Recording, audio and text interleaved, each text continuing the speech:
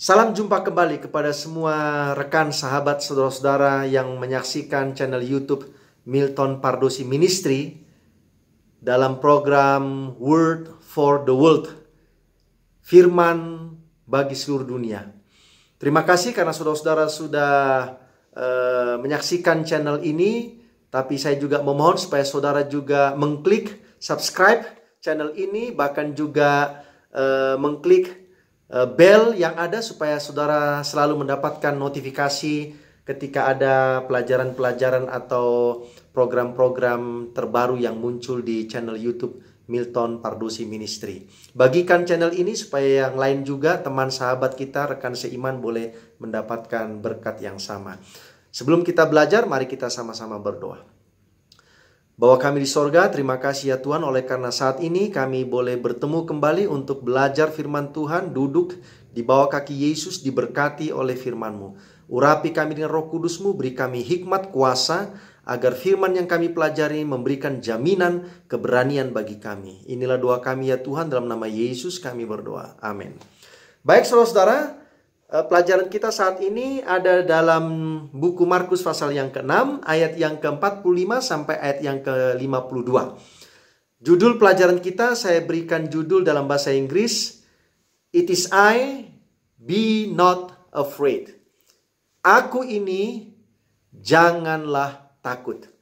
Sebuah kalimat yang sederhana tetapi begitu powerful oleh karena kalimat ini diucapkan oleh Yesus Kristus, Sang Pencipta dan Sang Penebus kita itu. Nah, kalau saudara punya kesempatan, bandingkanlah cerita dalam Markus pasal 6 ayat 45 sampai 52 ini dengan catatan dari buku Matius di Matius pasal 14 ayat yang ke-22 sampai 33 atau di buku Yohanes ayat yang pasal yang ke-6 ayat 16 sampai 21. Ketiga catatan Injil ini tidak ada perbedaan yang terlalu signifikan, kecuali di buku Matius ada tambahan cerita tentang Petrus berjalan di atas air. Bila mana kita melihat dalam Markus pasal 6 ayat yang ke-45 sampai ayat yang ke-52, maka latar belakang dari kisah ini, Yesus berjalan di atas air, justru ada di ayat yang ke-52 atau di bagian akhir dari cerita itu sendiri.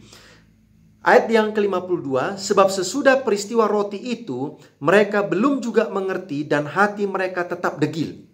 Siapa ini mereka? Orang banyak, 5.000 laki-laki belum termasuk perempuan dan anak-anak. Dan para murid yang ikut makan bersama dalam mujizat Yesus memberi makan 5.000 orang dengan 5 roti dan 2 ekor ikan. Dalam peristiwa Yesus memberi makan 5.000 orang ini, murid-murid dan orang banyak melihat bahwa Yesus ini luar biasa. Dia punya kuasa yang lebih hebat daripada yang dilakukan oleh Musa ketika Musa meminta Tuhan memberi makan bangsa Israel selama perjalanan mereka di padang belantara itu dengan roti dari sorga yaitu mana. Mereka melihat bahwa ini lebih hebat daripada yang dilakukan oleh Musa. Sehingga dengan melihat Yesus bisa memberi makan orang banyak dengan 5 roti 2 ikan. Lalu melihat Yesus punya kuasa menyembuhkan orang, bahkan menyembuhkan orang yang lumpuh, yang buta, yang tuli. Maka mereka berpikir bahwa alangkah indahnya kalau mempunyai raja seperti ini. Sehingga orang banyak bersama para murid ini, mereka bersekongkol, mereka bermufakat untuk mengangkat, mendorong Yesus supaya Yesus mau menjadi raja di negeri Israel.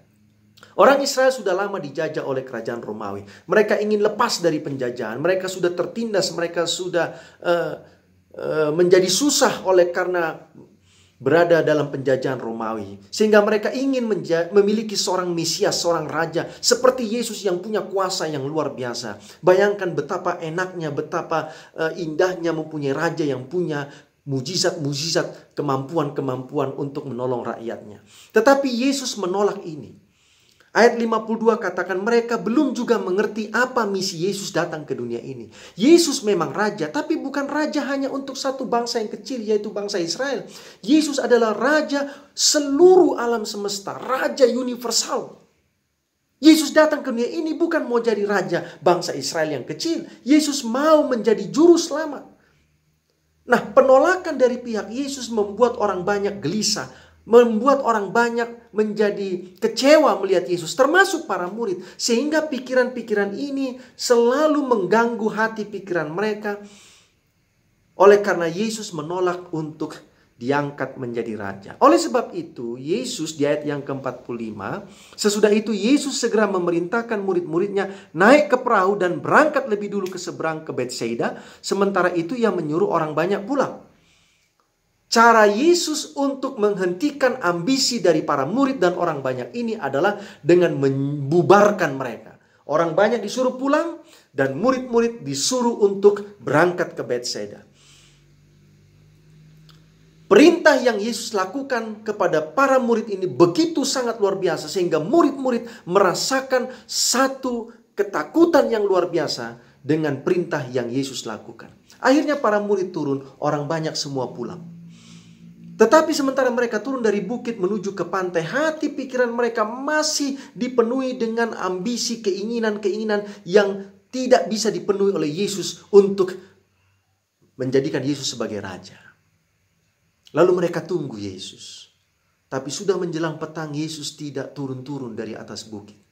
Akhirnya mereka naik ke perahu. Dan sementara mereka mendayung, berlayar, tiba-tiba mereka dihantam oleh ombak yang besar, angin sakal. Nah, inilah latar belakang dari kisah ini. Nah, di dalam kisah ini saya mau bagikan kepada kita ada dua kata atau dua kalimat yang sangat sederhana sebenarnya, tetapi begitu powerful oleh karena dua kata ini diucapkan oleh Yesus Kristus. Yang pertama adalah jangan takut. Itu ada di ayat yang ke-50. Jangan takut. Hanya dua kata, jangan takut. Tetapi dua kata ini begitu meyakinkan kepada para murid. Kata yang sama pun diucapkan Yesus kepada kita sekarang ini. Jangan takut. Walaupun kita sedang dihantam menghadapi pandemi COVID-19 dan krisis-krisis yang lain menyusul. Krisis ekonomi, krisis tidak ada pekerjaan, krisis sosial dan sebagainya. Yesus katakan jangan takut.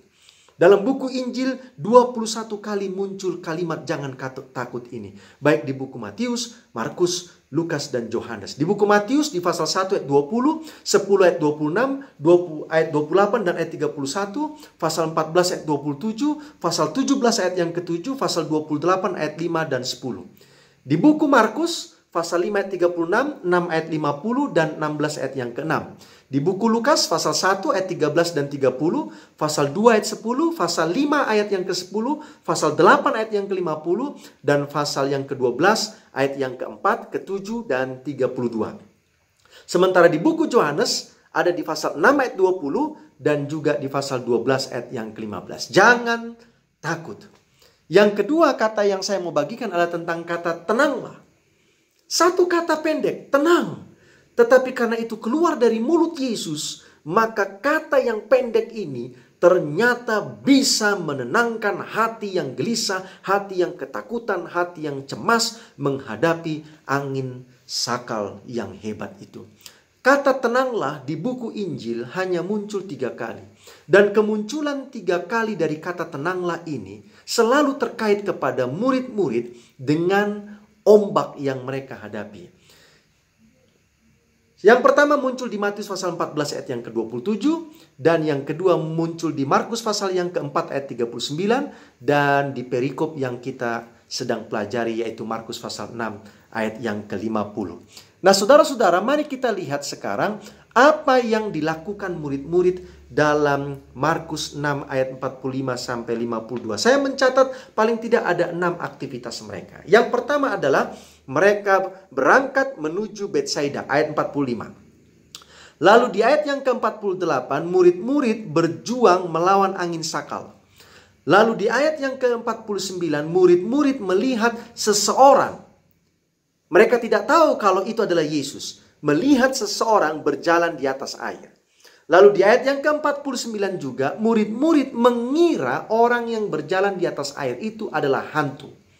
Lalu di ayat yang ke-49 juga, murid-murid itu berteriak-teriak ketakutan.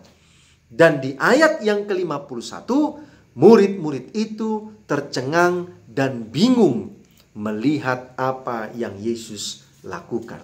2 ketakutan yang dihadapi para murid. Yang pertama sudah barang tentu adalah angin sakal itu sendiri.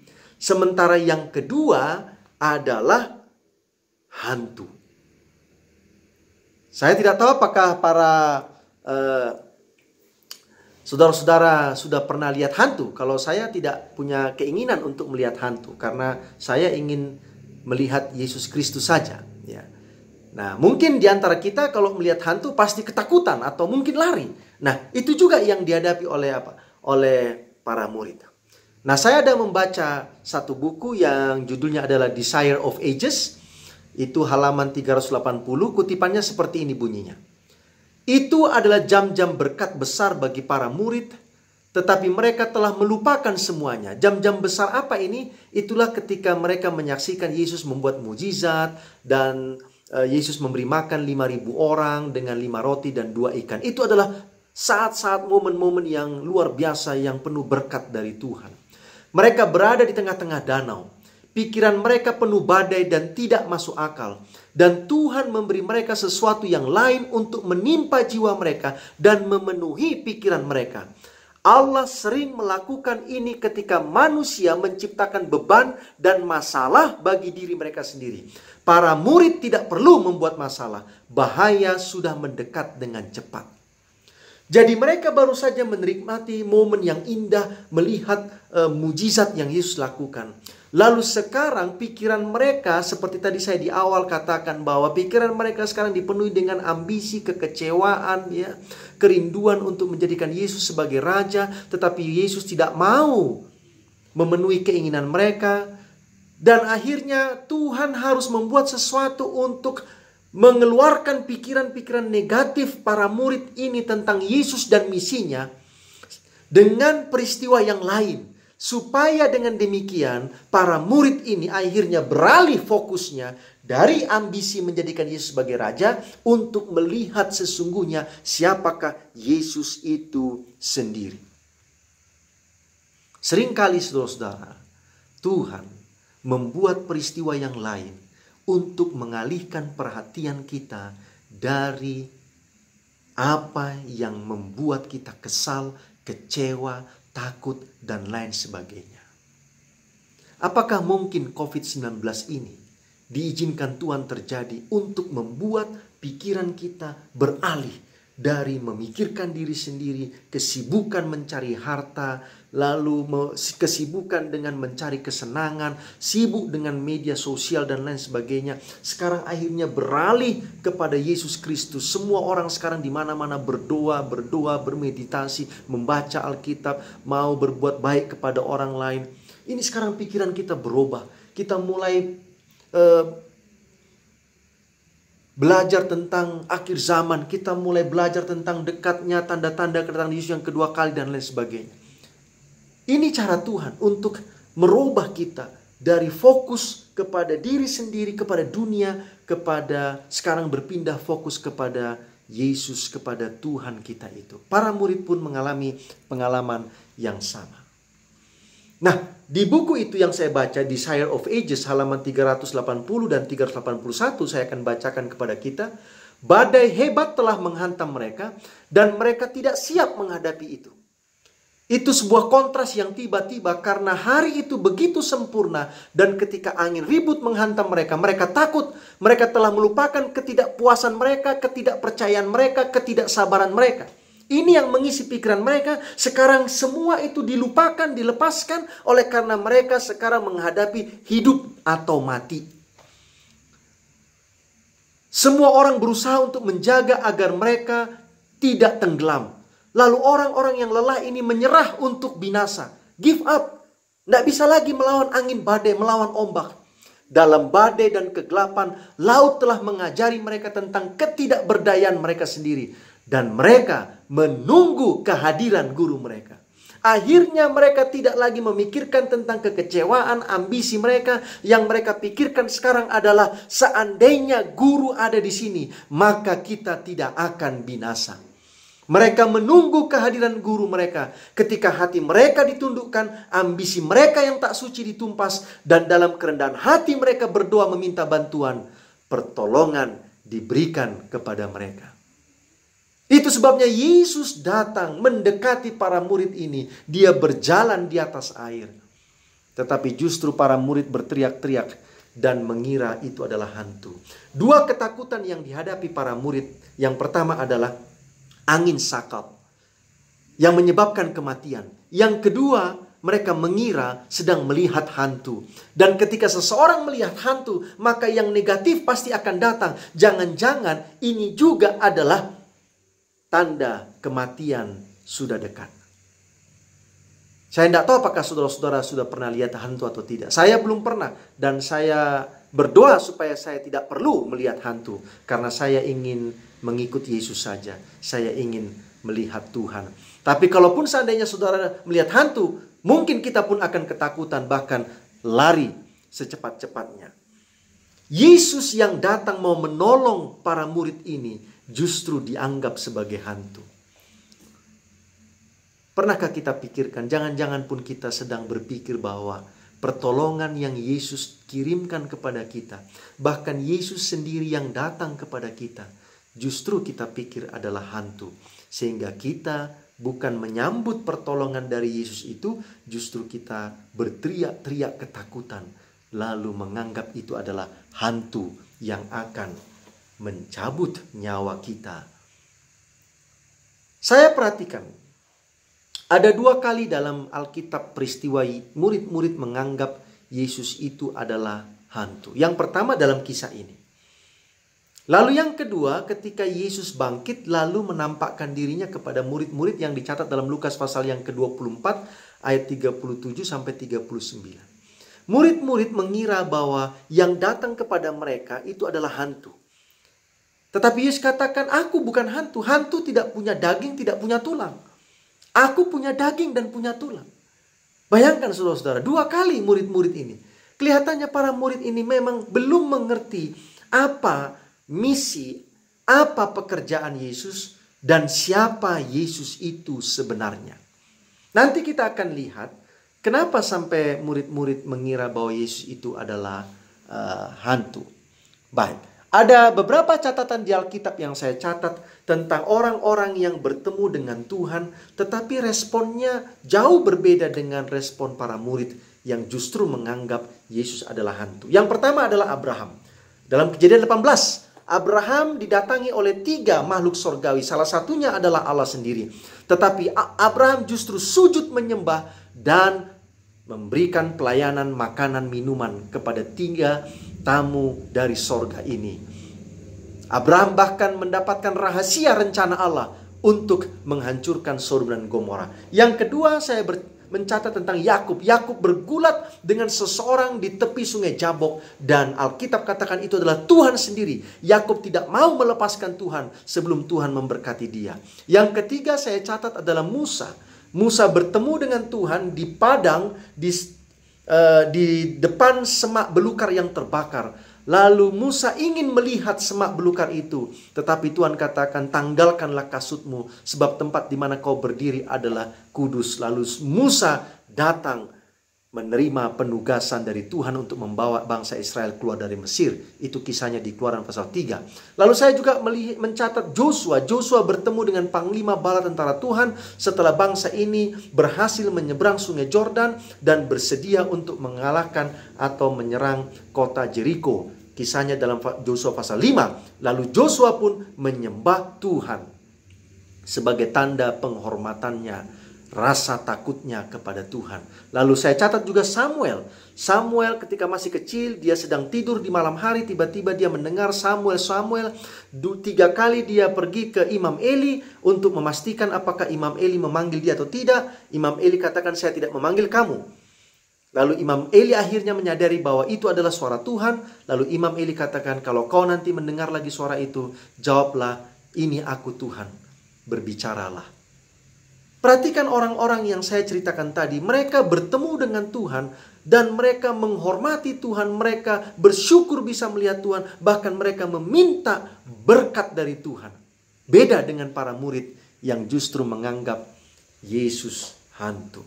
Beberapa alasan kenapa para murid menganggap Yesus hantu yang saya lihat dalam Alkitab. Yang pertama adalah memang mereka tidak mengerti siapa Yesus. Mereka pikir hanya manusia biasa. Manusia biasa tidak mungkin bisa jalan di atas air. Padahal Yesus itu adalah Allah. Bagi Allah, berjalan di atas air itu hal yang kecil, hal yang sepele, saudara-saudara. Yang kedua, hanya hantu yang bisa berjalan di atas air menurut para murid. Ya, karena memang tidak ada manusia yang bisa.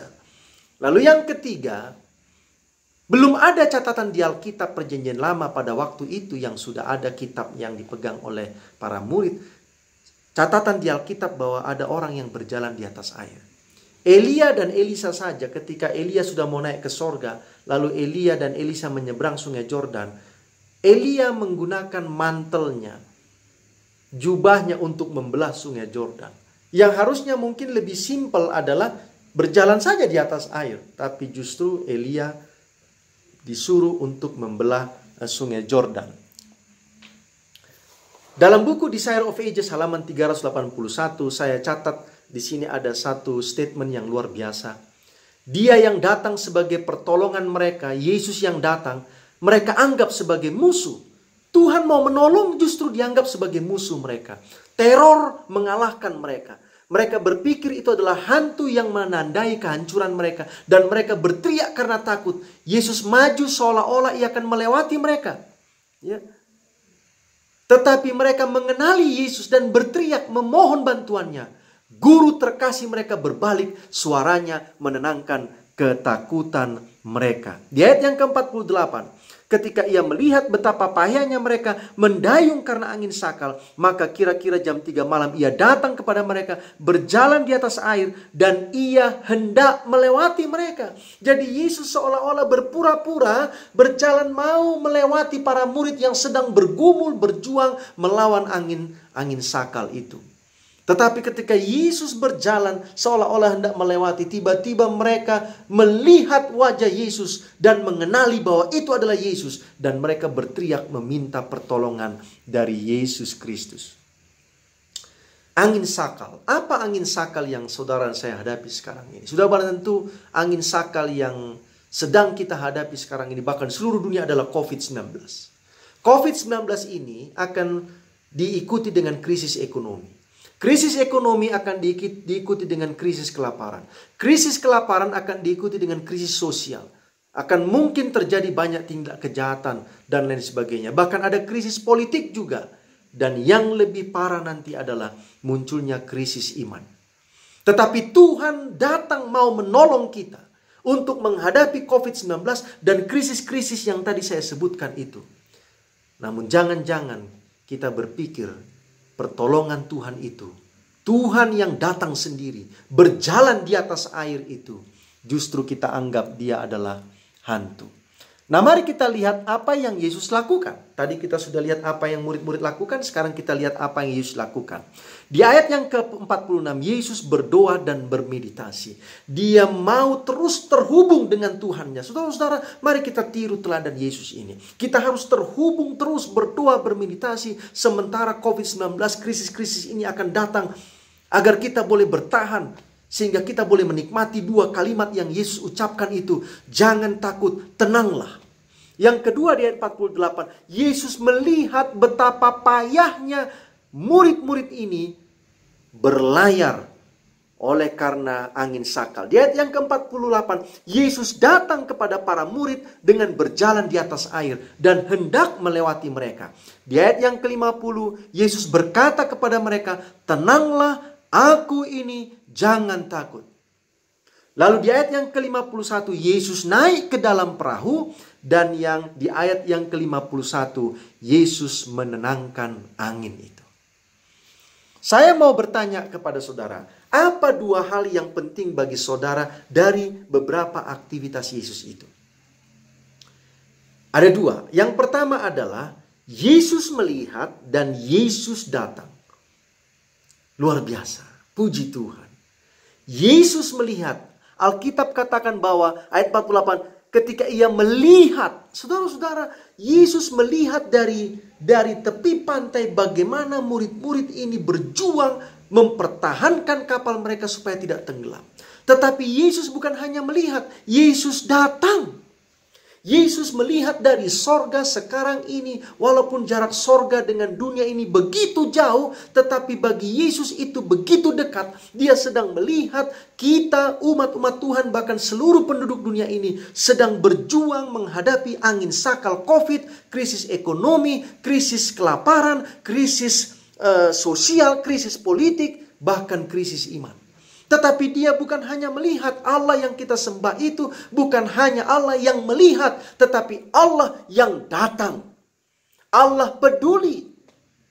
Allah melihat dari sorga bahwa manusia ini jatuh ke dalam dosa dalam kisah Taman Eden. Kejadian pasal 3. Tetapi Allah bukan hanya melihat Adam dan Hawa sudah jatuh dalam dosa. Tetapi Allah datang ke Taman Eden itu. Menawarkan keselamatan kepada Adam dan Hawa. Ini juga yang Yesus lakukan sekarang ini. Sebagaimana dia lakukan kepada para murid. Dia melihat dari sorga. Dan dia datang ke bumi ini. Untuk menolong kita. Agar kita boleh bertahan menghadapi COVID-19. Dan juga krisis yang menyusul. Sementara pandemi COVID ini menyebar. Dalam buku Desire of Ages halaman 381. Kembali saya baca bukunya. Yesus tidak melupakan mereka. Si pengamat di tepi pantai melihat orang-orang yang dilanda ketakutan bertempur dengan badai. Tidak untuk sesaat pun ia melupakan murid-muridnya. Dengan keheningan yang dalam, matanya mengikuti perahu yang diterjang badai. Ini berarti tidak sedetik pun mata Yesus berpindah dari murid-murid yang sedang ketakutan itu. Tidak sedetik pun mata sorga tertutup melihat saudara dan saya yang sedang bergumul menghadapi COVID-19 ini. Dan juga krisis-krisis yang mengikutinya. Dengan keheningan yang dalam, matanya mengikuti perahu yang diterjang badai dengan penumpang yang berharga. Murid-murid yang naik kapal perahu itu sangat berharga di mata Yesus Kristus. Karena orang-orang ini harus menjadi terang dunia. Kalau murid-murid ini semua binasa tenggelam di laut itu, maka Yesus harus mencari lagi murid yang lain untuk menjadi penerus. Meneruskan pekerjaan Yesus membawa berita Injil ke seluruh dunia. Saudara dan saya berharga di mata Yesus Kristus. Saudara dan saya tidak diizinkan Tuhan akan binasa oleh karena COVID-19 dan krisis-krisis yang akan datang. Oleh karena saudara dan saya berharga di mata Tuhan. Kalau seluruh umat Tuhan binasa sekarang ini, siapa yang akan meneruskan pekerjaan misi Yesus untuk memberitakan Injil ke seluruh dunia? Matius pasal 24 ayat 14. Barulah tiba kesudahannya itu. Saudara dan saya mempunyai tugas mengabarkan Injil ini. Itu sebabnya kita berharga dan Tuhan tidak akan mengizinkan kita binasa oleh karena COVID-19 dan krisis yang akan datang ini. Saya mau bertanya kepada saudara, mana yang duluan Yesus lakukan? Menenangkan angin atau menenangkan hati para murid? Kalau saudara baca di Alkitab, mari kita baca Markus pasal 6. Ayat 50, sebab mereka semua melihat dia dan mereka pun sangat terkejut. Tetapi segera ia berkata kepada mereka, tenanglah, aku ini, jangan takut. Lalu ia naik ke perahu mendapatkan mereka dan angin pun redalah. Mana yang duluan yang dilakukan Yesus? Menenangkan hati para murid atau menenangkan danau, angin topan, ombak? Alkitab katakan dia menenangkan hati para murid dulu. Barulah setelah itu dia menenangkan angin dan ombak. Tetapi jangan kita lupa, di antara menenangkan hati para murid dengan menenangkan ombak, ada yang di tengah yang dilakukan Yesus. Apa itu? Alkitab katakan di ayat yang ke-51, lalu ia naik ke perahu. Jadi, yang pertama, Yesus menenangkan hati para murid. Yang kedua, Yesus naik ke perahu. Lalu yang ketiga, maka tenanglah ombak itu. Kalau saudara baca versi Yohanes pasal yang ke-6, tiba-tiba mereka sudah tiba di pantai di seberang. Wah, luar biasa. Saya tidak habis pikir bagaimana caranya tiba-tiba kapal itu, perahu itu sudah sampai di seberang. Sudah barang tentu ini adalah keajaiban mujizat yang Yesus lakukan. Dalam buku Desire of Ages halaman 382 saya baca sebuah tulisan yang luar biasa. Tidak lama setelah Yesus mengambil tempatnya di perahu, maka angin berhenti. Dan segera kapal itu berada di daratan kemana mereka pergi.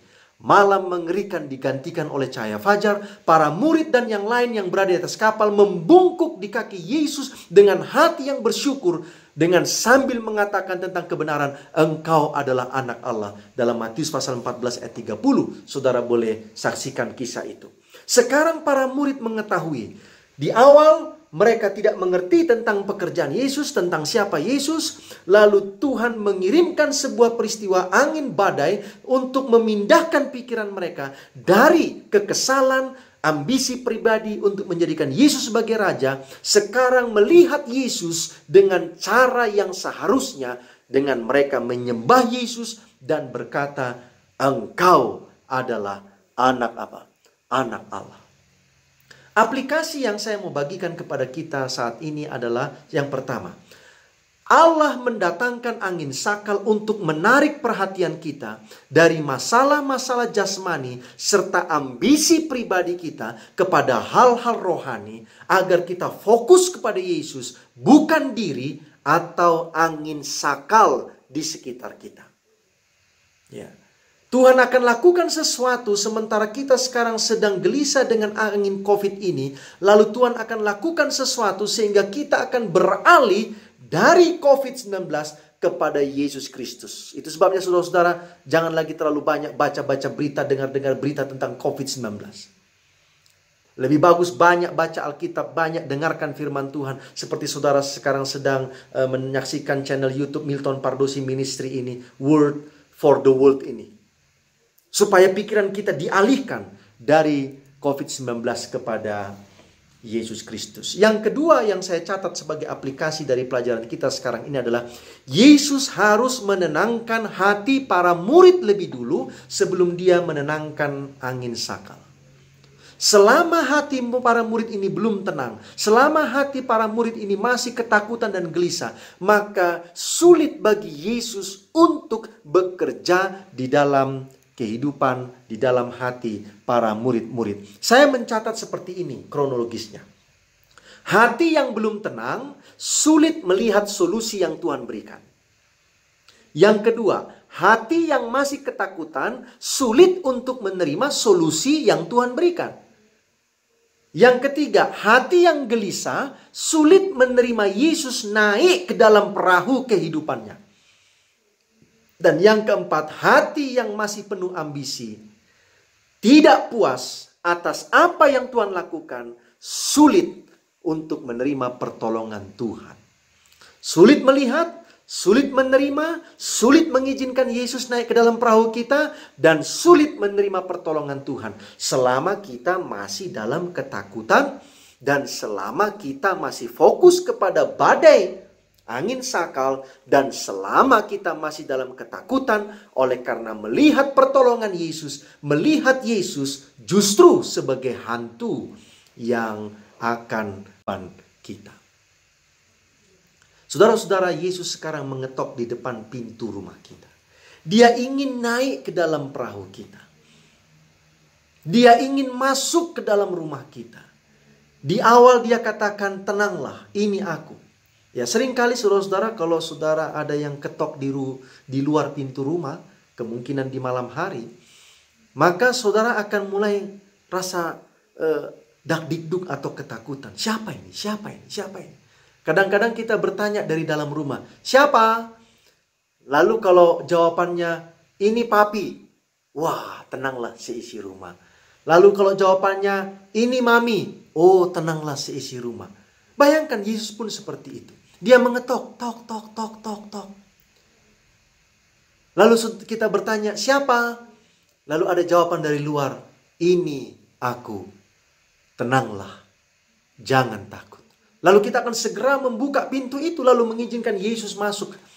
Lalu tinggal bersama kita.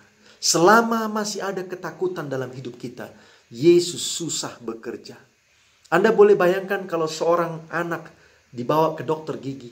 Selama anak itu ketakutan, meronta-ronta dan lain sebagainya, maka sang dokter gigi tidak akan bisa memberikan pengobatan untuk menolong anak itu karena giginya lobang sehingga anak itu tidak akan merasa sakit lagi. Dengan dia terus meronta-ronta, maka sang dokter gigi tidak bisa menolong dia untuk lepas dari rasa sakitnya.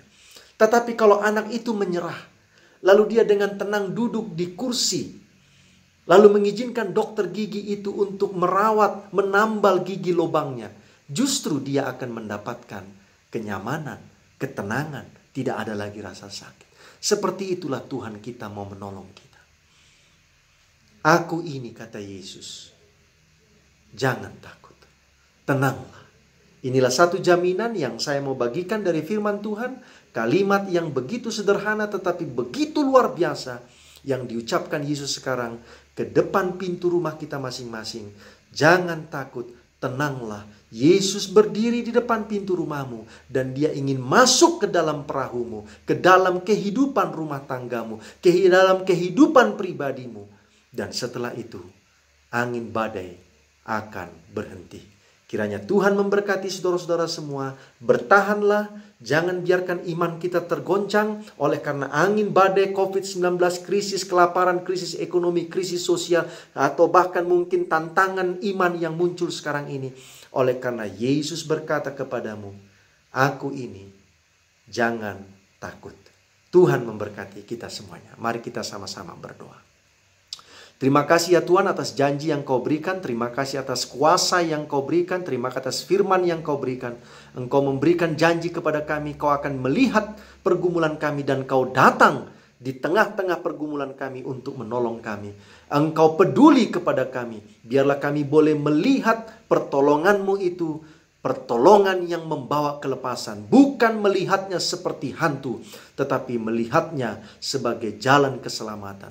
Berkati semua kami Tuhan agar kami boleh bertahan menghadapi angin sakal COVID-19 dan juga krisis-krisis yang menyusul karena COVID ini. Dan biarlah Engkau yang akan menenangkan hati kami dan Engkau yang akan menenangkan semua tantangan pandemik ini. Dan akhirnya kami akan tiba di dalam sukacita kerajaan sorga. Kiranya Tuhan memberkati saudara-saudara semuanya dengan berkat jasmani, berkat rohani, dan terlebih berkat kesehatan. Dalam nama Yesus kami berdoa.